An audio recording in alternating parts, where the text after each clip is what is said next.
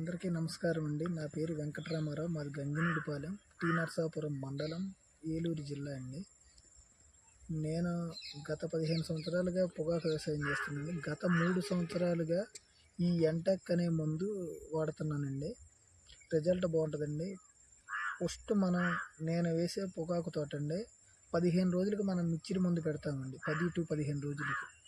అప్పుడు తర్వాత 40వ రోజు మనం నైట్రేట్ పెట్టేటప్పుడు వాడుకోవాలండి. 70వ రోజు గెల కొట్టేటప్పుడు కూడా మనం ఈ మందు వాడొచ్చండి. ఆకు షైనింగు, గ్రోతింగు చాలా బాగుంటుందండి. పొగాకు ఎక్కువ రోజులు నిలబడి ఉంటుందండి. తూలిపోకుండా, పండిపోకుండా, గజ్జిరిగా కాకుండా, ఏ తెగుళ్ళు రాకుండా నిలబడి ఉంటుందండి. మనం ఈ మందు వాడాల్సిన మందు అండి. ఎంటెక్ మందు అనేది రిజల్ట్ మట్టుకు చాలా బాగుంటుందండి. గత 3 సంవత్సరాలుగా నేను వాడుతున్నాను. మీరు వాడొచ్చండి. మందు చాలా బాగుంటుందండి.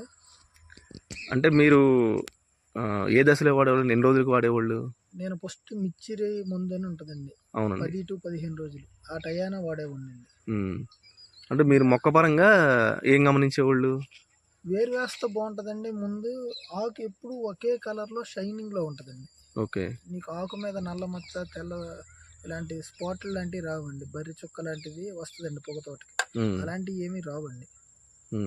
చాలా బాగుంటుందండి. ఓకే అండి. అంటే మన పొగాకు రైతులందరూ వాడుకోవచ్చు అంటారా? వాడుకోవచ్చండి. ఓకే. అంటే మీరు మిక్చర్లు వేస్తారు కదా, తర్వాత మళ్ళీ 35 రోజులు ఆ సమయాన్ని మళ్ళీ నైట్రేట్ అని పెడతామండి. అంటే ఇది పేపర్ తోట కుదరదండి. ఓకే. ముందర దుక్కులోనే వేసేసామండి. ఇది పేపర్ తోటకు దుక్కులో వేసేసి బోధుల మీద పోసి తోట వేసేసామండి.